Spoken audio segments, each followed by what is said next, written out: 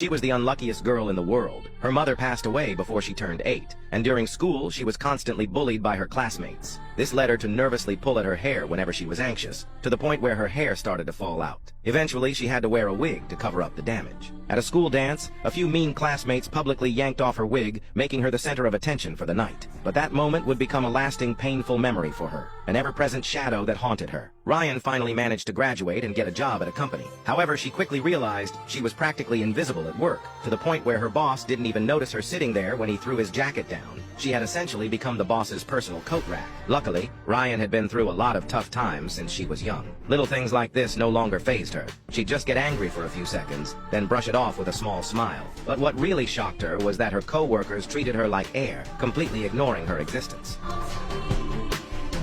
One evening, while waiting for the bus, Ryan unexpectedly ran into her ex-boyfriend on the other side of the street. Deciding to bury the hatchet, she waved hello, only for him to completely ignore her as if she weren't even there. She was left questioning everything. She got on the bus and tried to call her sister to chat, but her sister read the message and didn't reply.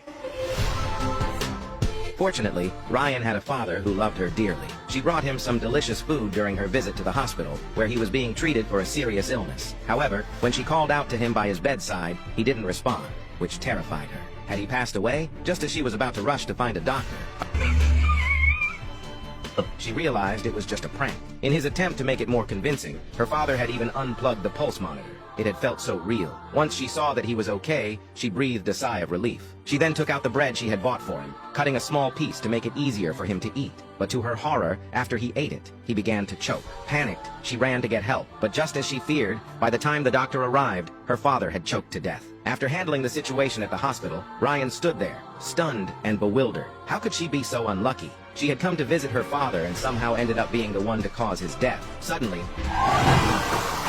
if she had just been a little slower, she would have had to say goodbye to him one more time. One misfortune after another. It was all too much. At that moment, her anger reached its peak. A dark seed of resentment began to grow inside her, and she couldn't help but fantasize about taking revenge on everyone who had wronged her.